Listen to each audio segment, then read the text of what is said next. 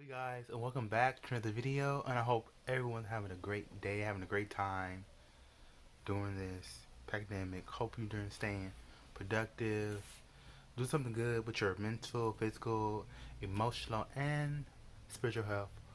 Overall, we are back with another video from Corpse Husband, and this is a compilation. This this is part three, but I'm not. It might be the last part, but yeah, I'm enjoying these videos from Corpse Husband. So sit back, relax, and let's get into it.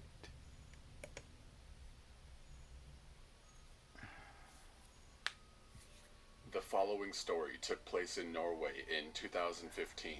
If the Norway. wording seems a bit off, it's because the story has been translated. I was called in for a night shift on Saturday at the gas station that I used to work at. I'm 19 years old and a guy.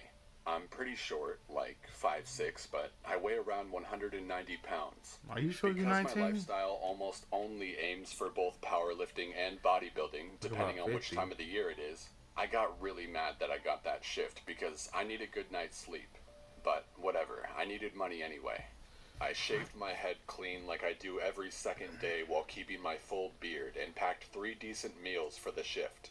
I went to work at 11 p.m. and the shift was going to last until 8 a.m. whilst being alone until 6 a.m. I don't mind working alone. Some people get paranoid and everything, but I myself have the kind of facial features and build that most people would not bother to mess with. Even though I'm a very, very nice person, it doesn't really look like I am. I had some customers while working, of course. A lot of drunk people. Since it's Saturday, and in Norway, people tend to grab a burger or a hot dog at the gas station before heading home. Others just there to fill up on gas. But later, at around 4 a.m., when it started to get more and more quiet, I saw a stressed out woman a few steps away from the door outside.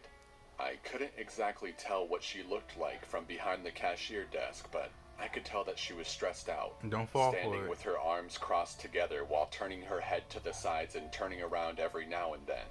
I was considering to go out and ask if she needs any help, but I brushed it off and was thinking she was probably just waiting for someone. But then she looked inside and began to walk towards the entrance. She came inside, Okay. breathing in between normal and heavy, and she sat down. I greeted her with a smile, and I could tell immediately that she was a drug abuser, and that she was really stressed out. She was dressed with normal-looking clothes and looked like she was in her 20s. She kindly responded with, "Hey," with an obvious fake smile where you could tell that this person is sad behind the mask that they're putting on. She then came to the desk, asking if she could borrow my phone to call her boyfriend. She said that there were people following her and that they wanted her hurt or dead. The following conversation goes on like this. "Are they looking for you? That's when you call the Like police, right baby. now?" That's Yes. it. Please let me borrow your phone. "Sure thing, but wouldn't it be better if I called the cops for you?" No, please. All I need is to borrow your phone for a quick call. Long story short, I told her to go sit down at a specific corner of the station where there was no glass wall so that people wouldn't be able to see her. She called her boyfriend 2 or 3 times, but nobody responded. She kindly asked me if she could log into Facebook with my phone, to see if maybe she could contact him there. I was kind of unsure about this, but I am by natural reasons That's very too humble, much, man. maybe That's a too little much. too much. That is Another too thing was that I was much. standing right behind her, so there was no unacceptable things that she could do without me seeing it. So I said, "Alright, you can log into your Facebook." I told her to use the Google Chrome app to go on Facebook and not the Facebook app itself, since I hate spending time logging in and out of my account on my phone. Call me a lazy bastard, whatever. She logged in, and long story short, no response on there either. She thanked me a lot for the help and was about to walk out. I asked her if she was sure about me calling the cops or not, but she was 100% positive about me not doing it, which was weird, I thought. "Okay, well, be safe," I told her. Later on into my shift, I turned my phone on only to find out that she forgot to log out from her Facebook on the Google Chrome app. Out of curiosity, I checked the messages, which I believe every other person would probably consider doing. The most recent conversation was obviously her boyfriend, I thought, but there was nothing about "come and pick me up" or even the slightest thing that made me believe that this was her boyfriend. I checked the others below. Every fucking conversation I checked, which was about 6 or 7 of them, was either about drugs or money. Meth, coke, heroin, codeine, you Wow. name it. As humble as I am, I just felt bad for her, and I logged out without judging. 2 days later, I'm at the gym doing some deadlifts when I get a call from a number that is not registered in my contacts. I picked up. That's the boyfriend. Hello, Alan speaking. Hello, who are you? Who am I? You called me and I've already said my name. Who are you? You called me 2 days ago in the middle of the night. No, I didn't. And then I remembered about the girl calling her boyfriend at the gas station 2 days ago. Oh wait, I remember. I don't know her name, but I assume you have a girlfriend? Then I went on to explain the situation. You may think, how the hell didn't I know her name when I had her Facebook logged into my Chrome app, but I simply didn't bother to remember it. He then responded that he didn't have a girlfriend. Surprisingly, this didn't shock me at all. I could tell that she was full of shit when I saw the messages with my own eyes. But I pretended like this was something that came to me as a surprise. Oh, really? Well, that's what she told me, and I tried to help her out after that, which I've already explained to you. What do you know? What do you mean, what do I know? 6 minutes. Has she told you anything? If so, I need to know right now. I was really starting to get pissed off. First of all, I was being mixed into some bullshit for no reason now. Second, getting interrupted during my workouts makes me want to rip off someone's head. She hasn't told me anything and I'm really busy at the moment. Please don't call me again because none of this is actually my business. It is your business. You helped her, you piece of shit. Before I hung up, I told him to fuck off, otherwise I would take this case to a level that he would regret. I mean, What is wrong obviously with I would him? never kill him or anything, I just tried to come up with some dumb shit to scare him. I got a bit frustrated too.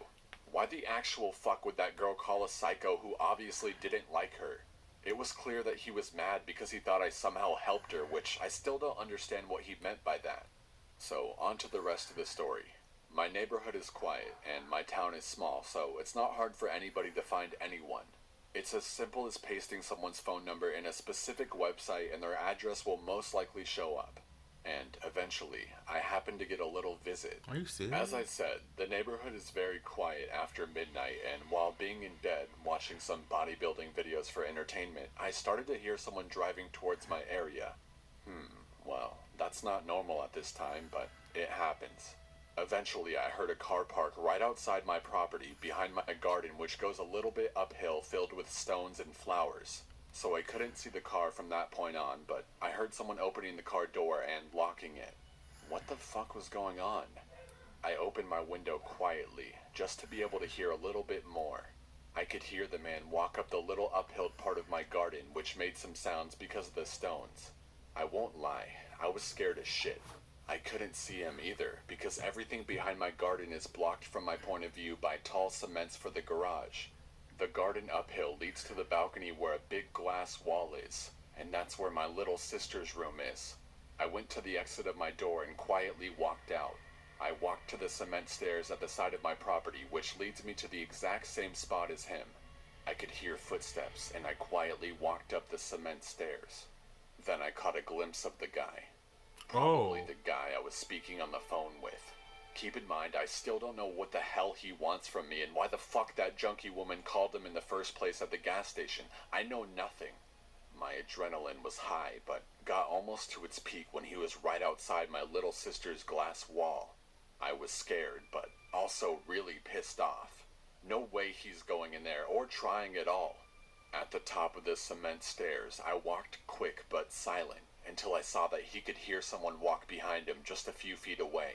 Then, I ran as fast as I could and pushed him with all my anger, leading him to get smashed into the wall beside my sister's glass wall, before I proceeded to get over him and hold my palm over the side of his face, pushing it Okay. down while asking what the fuck he wants. My little sister woke up, screaming, which also woke my mother up. She ran out and asked what the hell was going on. Why my dad isn't home is another story, but anyways, my family's facial expression was filled up with fear, and I told my mom to call the cops. The man said nothing, just laying still This with his left animation's hand wrapped awkward. around my right wrist because of the pressure I was holding his face down with. He was literally resting for a few seconds before starting to resist like a horse again, but he ran out of energy fast. I would ease my palm off of his face so that he could get his head up a little bit, only to smash it down again with anger. Both he and I were breathing heavily.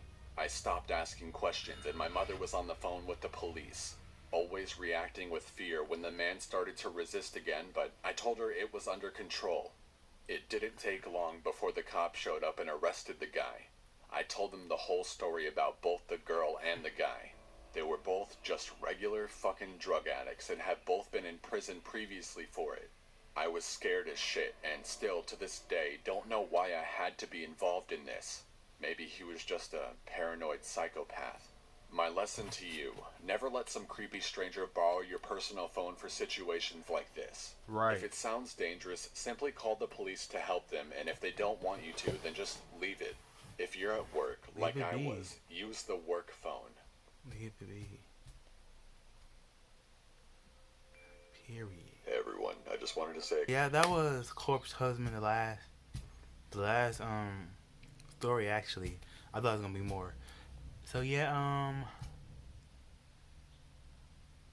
I have to say the gas station one was the most creepiest and the best animation for me. This animation right here was a good job, but it was kind of awkward. Yeah. So tell me guys, what was your favorite story? Be sure to click that like button, subscribe to the channel. I love you guys so much, and until next time, enjoy life and do what you want and do it positively. Peace.